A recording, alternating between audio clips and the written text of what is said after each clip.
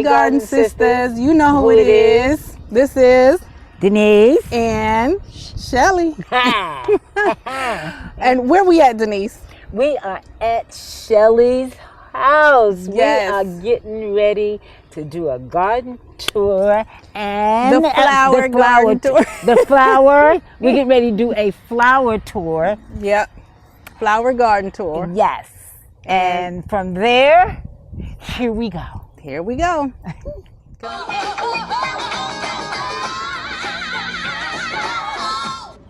Hey guys, so we have Denise behind the camera today, and I'm going to be giving you a tour of my garden. So we're going to start over here at the garage, and in this pot we have some spiders, of course, but we have this hollyhocks. What the hell did you just say? Okay, Chris Tucker. It's a Japanese holly. Dang. And this is dianthus, and down here we have ajuga. And ajuga is a ground cover. It blooms beautiful purple flowers in the spring. And this dianthus right here is the newer version because they have the larger flowers. And it is very drought tolerant and cold tolerant. It's a very hardy plant. And all I do is prune it over the winter, and it is spring back real nice and fluffy and beautiful in bloom in the spring. But I love the dianthus, and I have them kind of all over because they bloom all year throughout all the season. Okay, and now we're gonna move over to the mailbox. We're going down to the mailbox. So we're down here at the mailbox. Just want to give you a view of all the flowers that I have here. And all of these are dianthus, the different colors. And this is the older variety. And the way you can tell that is this flowers are much smaller. And the newer varieties have larger blooms. I have some dianthus right here by the driveway. This one is a flux, but it's still in the dianthus family. It have the same growth habit. They tend to grow and trellis over the container that you plant it in. Or if you have it on the ground, it will definitely spread. So if you're gonna be growing this variety, make sure you don't mulch it, because what it does is after it blooms, it have the seed pods right in here. And when it dries up, it naturally drops the seeds, and it give you more flowers, and it just fluff out and get really beautiful because it keep reproducing similar to the hosta plant. And Denise, if you come around here, you can see there's some new growth. Well, I should say some little baby seedlings from the seed dropping. Over here, we have a beautiful pink hydrangea. We have our hedge of boxwood. This one is the old-fashioned variety. How you tell the old-fashioned variety is because it flops. The blooms and the limbs, they flop over. The newer variety that they're making is the one down here. You see how the stems are very strong, and they hold the blooms erect right up, or straight up I should say. This is the new variety.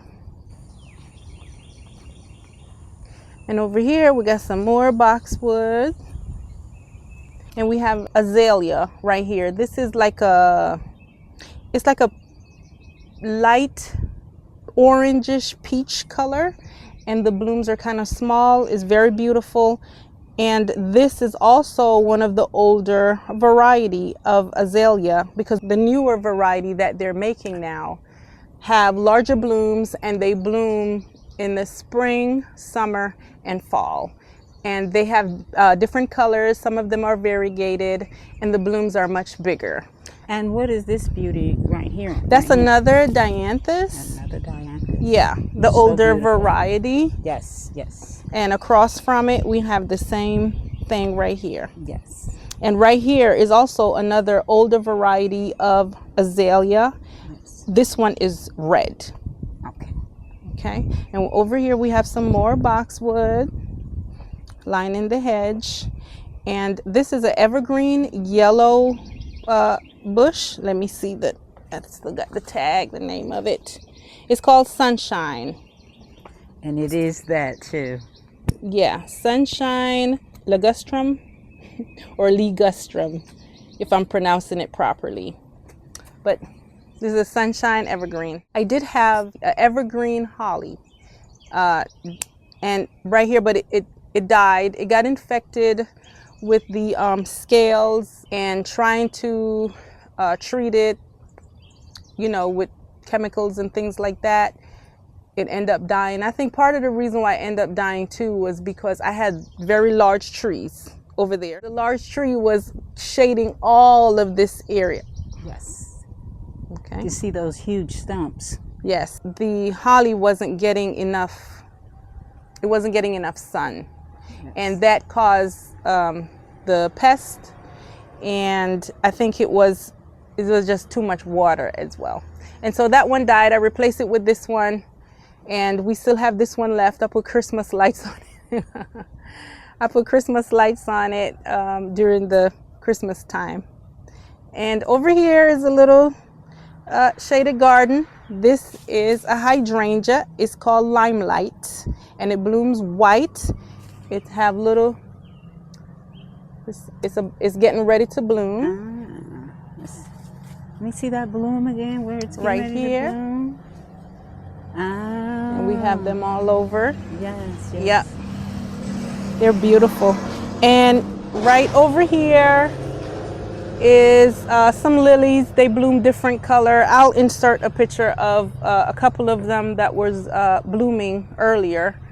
This location right here, I struggled a lot. For many, many years, I struggled with this area because of those huge trees that I have. The roots just strangled out everything that I put in this area.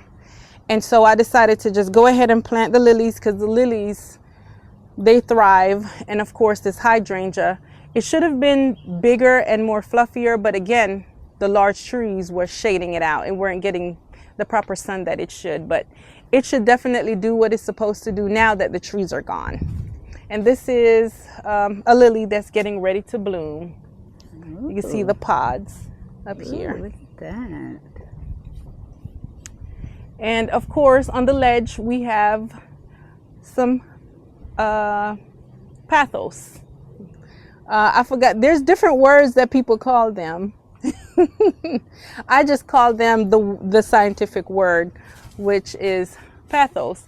And these are the variegated, white variegated variety. And this is the mother from which I propagated these right here. And I have about 4 plants in this container.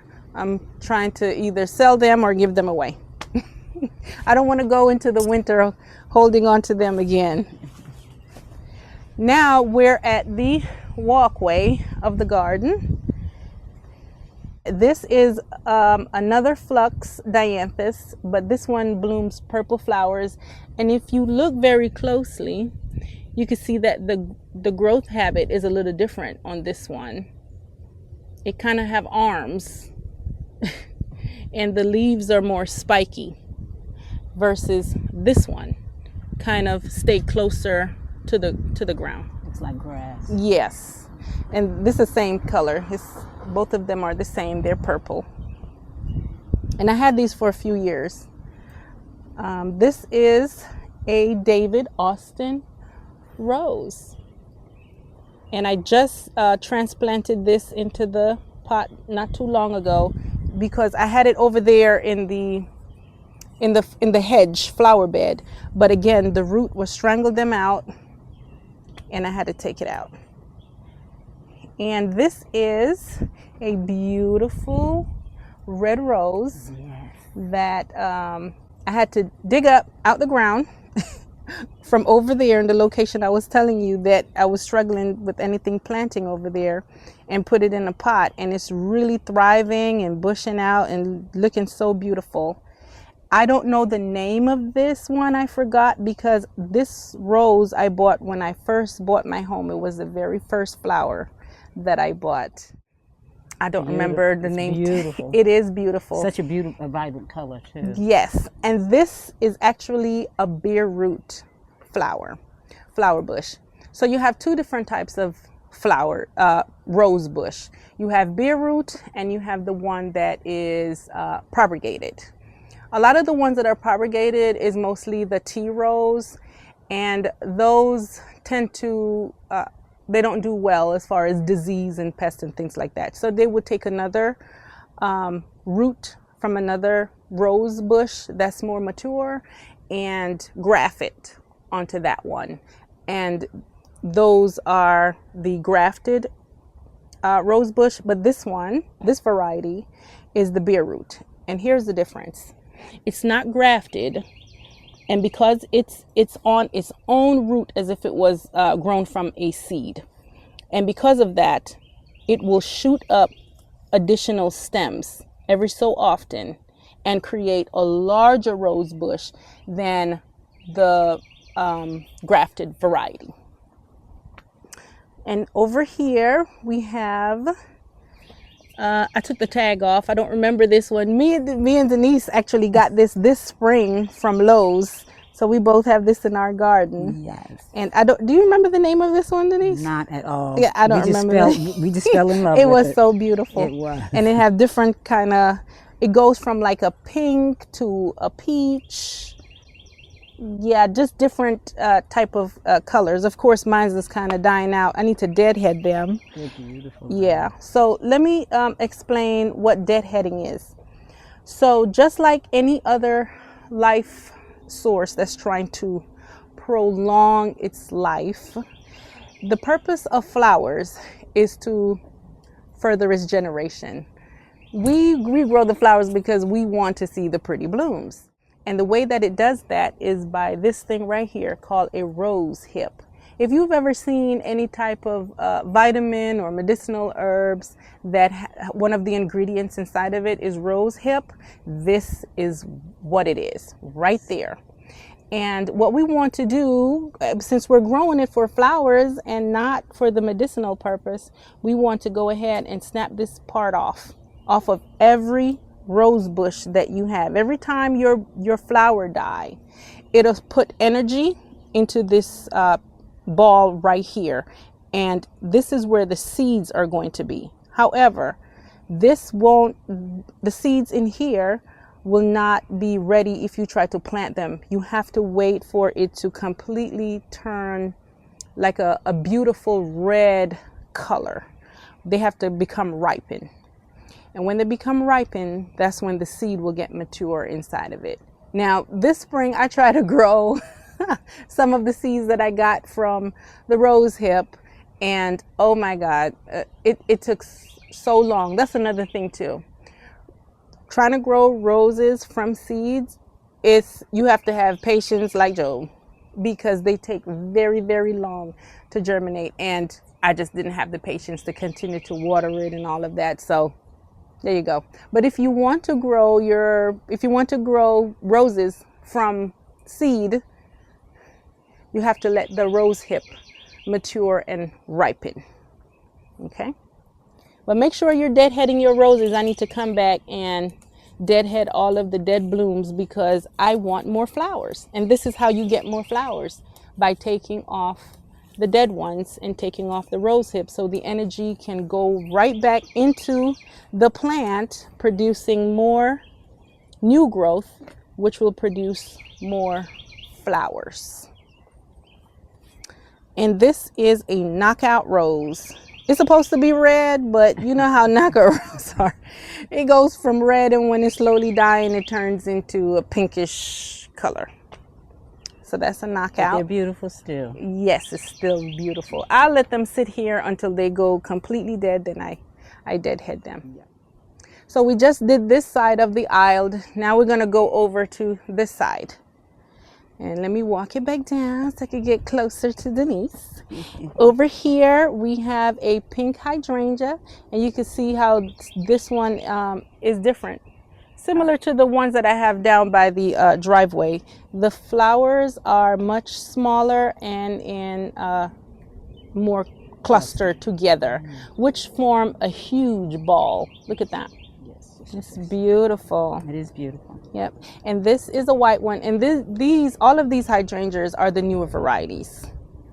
They're not flopping over like the other one. This is a white one, but of course, they're dying back.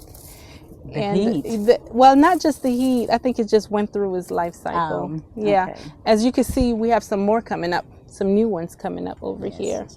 Yes. And this one right here is another hydrangea. And I believe the name of this variety is called something summer. I forgot the name of it. But it's something summer. It's this bright, beautiful pink. What was that name again? What? Something Summer. Okay.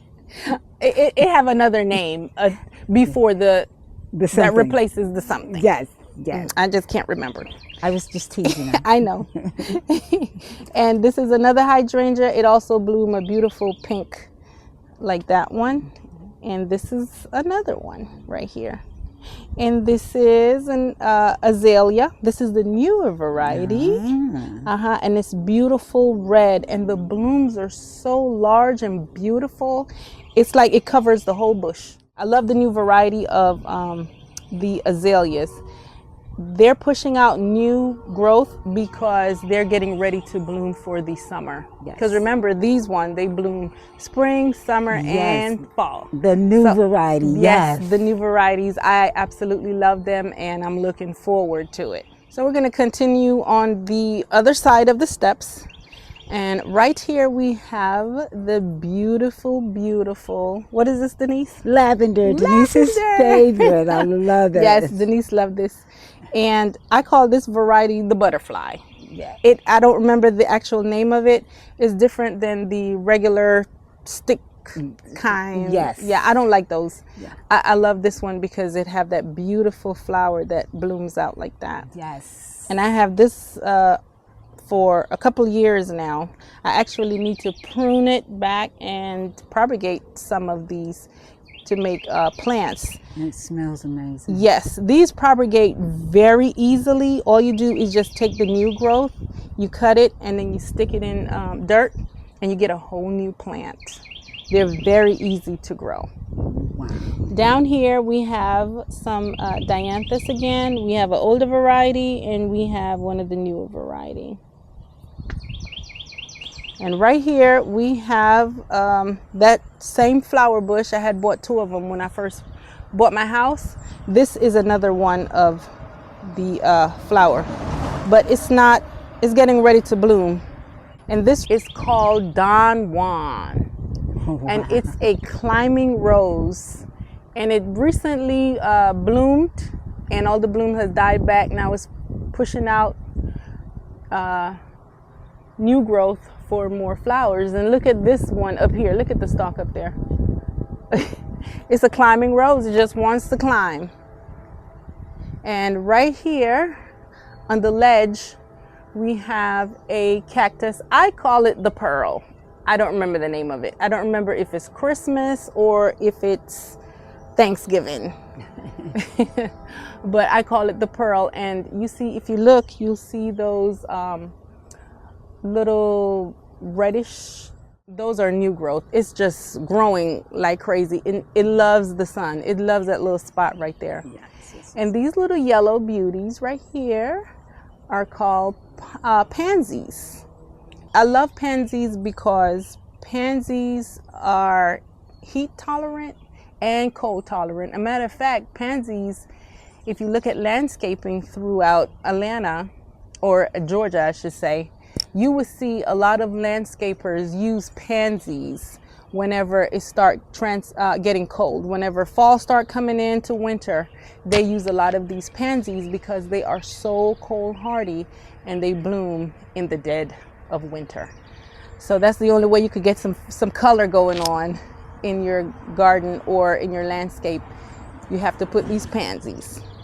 All right, and up here we have some dianthus, and I'm surprised that they're still selling the older variety of these dianthus in the store, because Denise, we bought this in in the early spring. Yes. At Lowe's. Yes, we did. Yes, we did.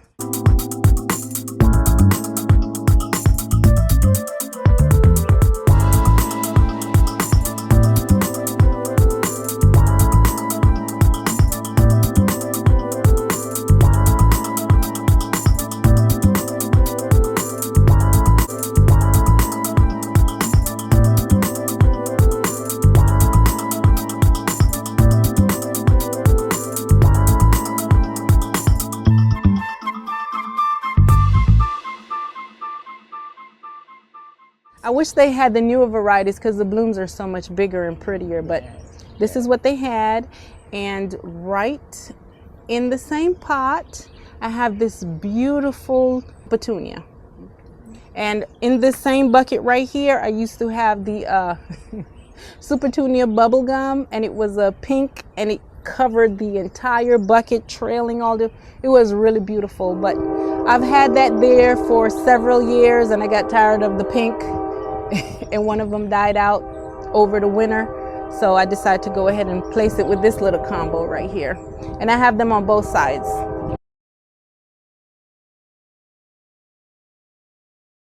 Right over here, we have some more pansy. And this right here is called Sweet William. And I planted this from seeds, and the seeds was very old. I didn't think they were going to germinate at all, but they did. At first, when it started blooming, it was like a dark purplish, and then it turns into pink. So it's a combo of pink and white. So now we're up on the steps, and we're going to see what I have growing on the porch. This is a cactus. I'm not sure if it's Christmas or if it's the Thanksgiving, and it's blooming right here. It's a beautiful white. It is. And so pretty. This is the mother of all of the other ones that I propagated, and this one is red.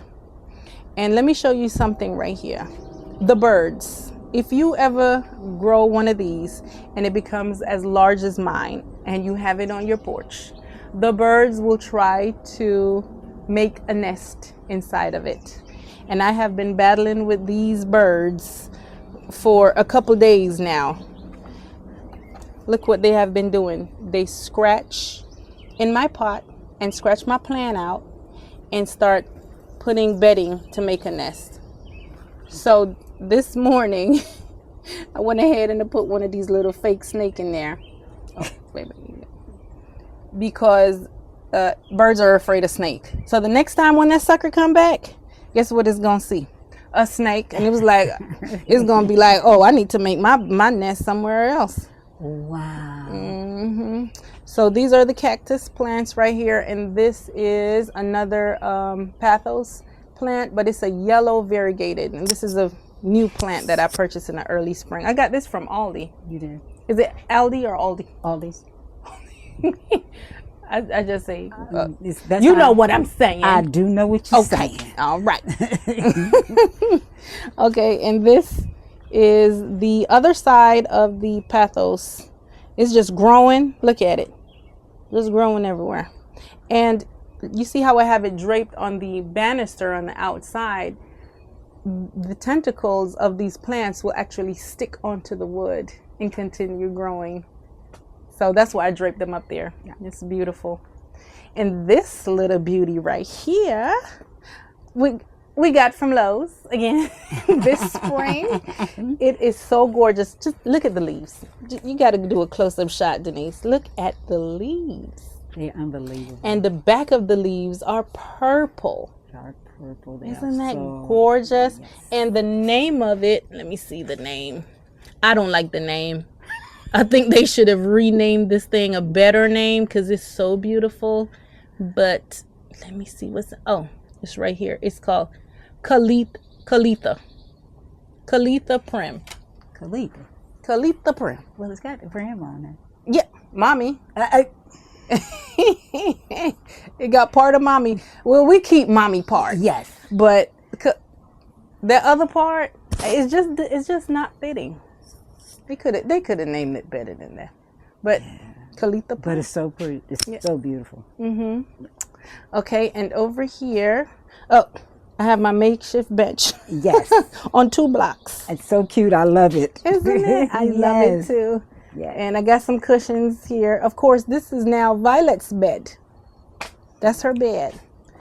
Okay. And this, we have some house plants. And the name of this one is called ficus.